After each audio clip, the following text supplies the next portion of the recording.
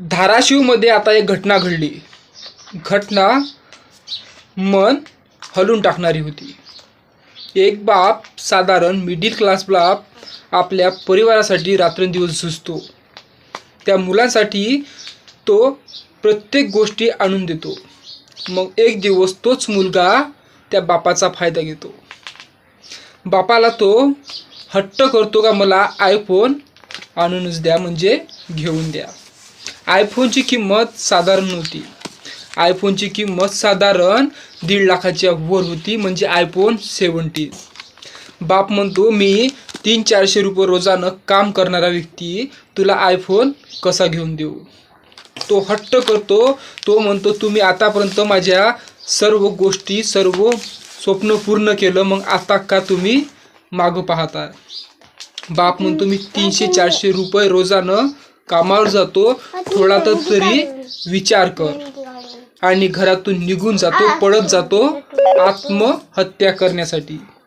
बाप मागोमाग जातो, धावत पळत सुटतो आणि त्या मुलाला वाचवण्याचा प्रयत्न करतो. तो मुलगा डोंगरावरून उडी मारण्याचा प्रयत्न करतो. तेवढ्यात तो बाप त्या मुलाचा हात पकडतो आणि तिथंच त्याचं दुर्दैव संपून जातो.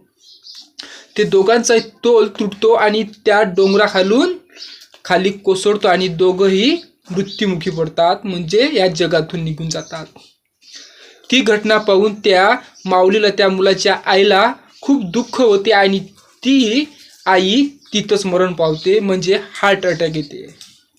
म्हणजे त्या आयफोनने 3 जणांचा जीव घेतला, त्या हट्टने 3 जणांचा जीव घेतला.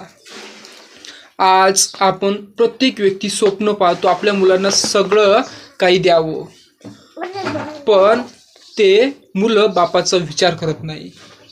एकच सांगायचं, मुलांना एवढं डोक्यावर बसू नका. त्यांना सुद्धा गरिबीची जाणीव असली पाहिजे. त्यासाठी त्यांना सुद्धा हातपाय हलवू द्या. आज तो मुलगा साधारण 20-25 वर्षाचा मुलगा होता, म्हणजे समजदार होता, अज्ञान व्यक्ती नव्हता. त्यानं कमवलं असतं तर तो सुद्धा स्वतः आयफोन घेऊ शकला असता, पण त्यानं तसं केलं नाही. बापाच्या भरोशावर जगाचं बहुतेक हे ठरवलं असेल. आज असे कित्येक मुलं आहे जे बापाच्या भरोशावर उड्या मारतात, पण ते विचार करत नाही. आपला बाप रात्रंदिवस मेहनत करतो, त्याला सुद्धा आपण हातभार केला पाहिजे. आज असं तुम्ही करू नका का जे तुमचं जीवन उद्ध्वस्त होईल.